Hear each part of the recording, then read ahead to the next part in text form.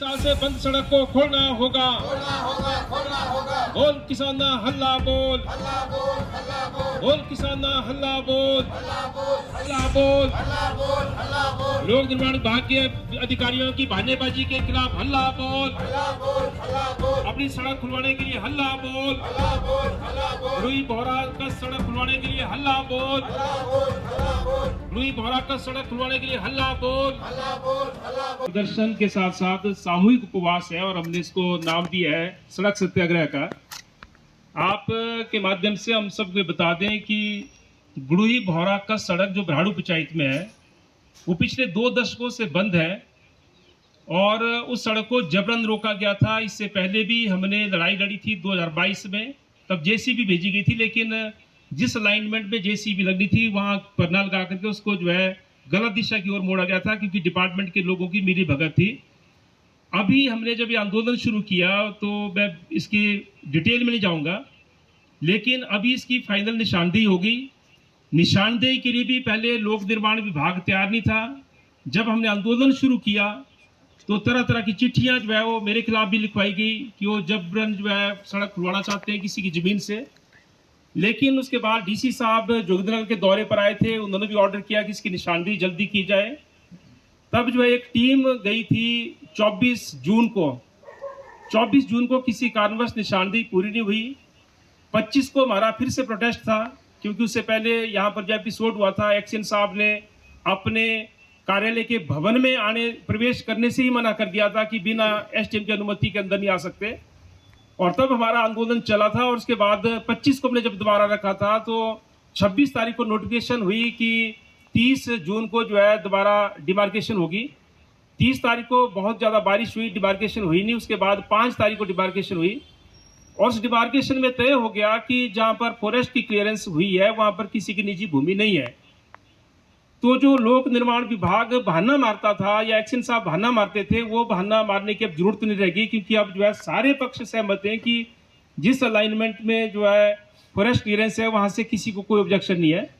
लेकिन बावजूद उसके उस सड़क को निकालने के लिए जेसीबी नहीं भेजी जा रही है, तरह तरह के बहाने लगाए जा रहे हैं।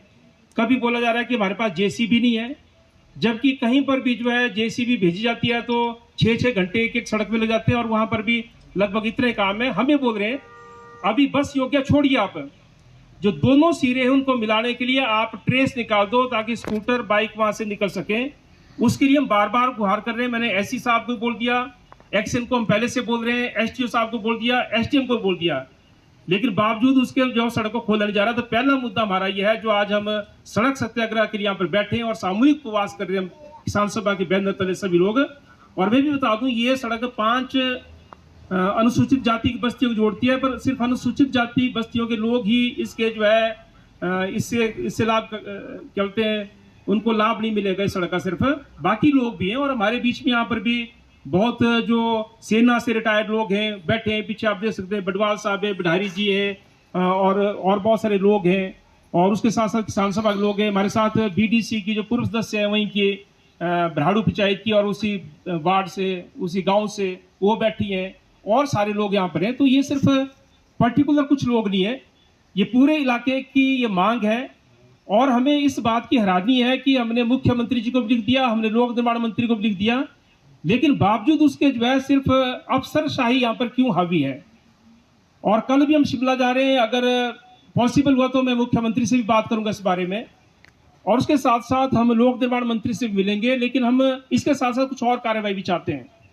आप सबको पता है कि आज़ाद हिंदुस्तान में शायद पहली बार हुआ होगा कि एक अधिशासी अभियंता एक डेलीगेशन को मिलने से इसलिए मना करते हैं कि आप जो है अगर मेरे से मिलना है या मेरे बिल्डिंग के अंदर आना है तो आप पहले जो एसडीएम की परमिशन लेकर के आओ।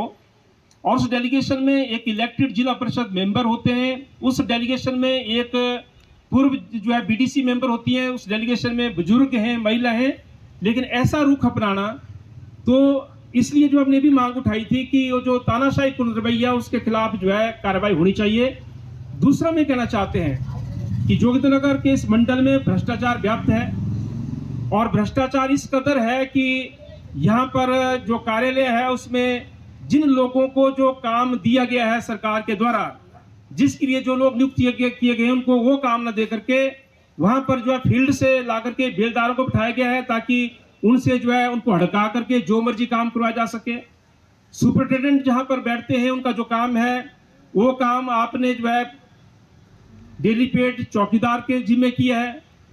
उसके साथ साथ सीनियर असिस्टेंट जहां बैठते हैं वो काम आपने जो है यानी कि मंडल कार्यालय के अधिकारी ने वो काम जो है ये जो बेलदार है उनको दे रखा है। कार्यालय में रेगुलर पीएन है लेकिन घंटी सुनने का काम या किसी के अंदर आना या क्या करना वो काम जो है फील्ड से ला करके बेलदार वहां पे बिठाए गए हैं। हिमाचल प्रदेश में किसी भी सरकारी अफसर के घर में कर्मचारी चाहे वो रेगुलर हो चाहे वो दिहाड़ीदार हो उनको काम करने की मनाही है, यानी कि कोई भी अधिकारी अपने कोठी में जो है दिहाड़ीदारों को नहीं रख सकता। तो हमारा सवाल है कि एक्शन साहब की कोठी में 4-4 मजदूर क्या काम करते हैं, किस लिए रखे गए, कौन कार्रवाई करेगा ऐसी अफसरशाही के खिलाफ। उसके साथ साथ हमारा जो रेस्ट हाउस है इस रेस्ट हाउस में एक पोस्ट जो है कुक की है, एक पोस्ट चौकीदार की है, एक पोस्ट यहाँ पर जो है स्वीपर की है, लेकिन 6-6 लोग जो है फील्ड से क्यों यहाँ पर लाए गए, किसकी सेवा के लिए लाए गए हैं।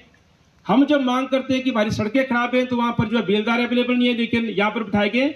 हमारा किसी से व्यक्तिगत कोई दुश्मनी नहीं है, इन एक्शन साहब से हमारी कोई दुश्मनी नहीं है।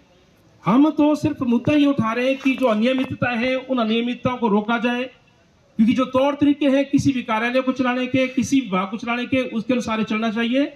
और अभी मैं आपको बता दूं एक हिमाचल सरकार की एक और जो एक लेटर इशू है जिसमें ये एक्शन साहब जब धर्मपुर में थे तो तब भी वहां पर अनियमितता पाई गई थी। बिना बजट अप्रूवल के, बिना एडमिनिस्ट्रेटिव अप्रूवल के वहां पर जो है टेंडर लगा दिए गए थे, वहां पर काम आवंटित किए गए ठेकेदारों को। और अब जो है ये कहा गया कि लोक निर्माण मंत्री की अध्यक्षता में जो टीम होगी वो जो है कार्रवाई करे। तो जब इस तरीके की अनियमितताएं लगातार हो रही है और इस कार्यालय में भी जो भ्रष्टाचार हुआ है वो मुद्दा हिमाचल प्रदेश की विधानसभा में उठा।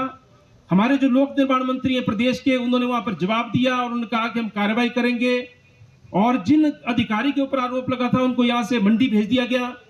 लेकिन हमारा सवाल यह है कि जब जांच हमसे जुड़े रहने के लिए हमारे YouTube चैनल को सब्सक्राइब करें और नई वीडियो की नोटिफिकेशन के लिए बेल आइकॉन को दबाएं। अगर आप ये वीडियो Facebook पर देख रहे हैं तो लाइक जरूर करें और ज्यादा से ज्यादा शेयर करें। इसी तरह के और भी अपडेट्स के लिए फॉलो करें हमारा Instagram पेज himachal.k3।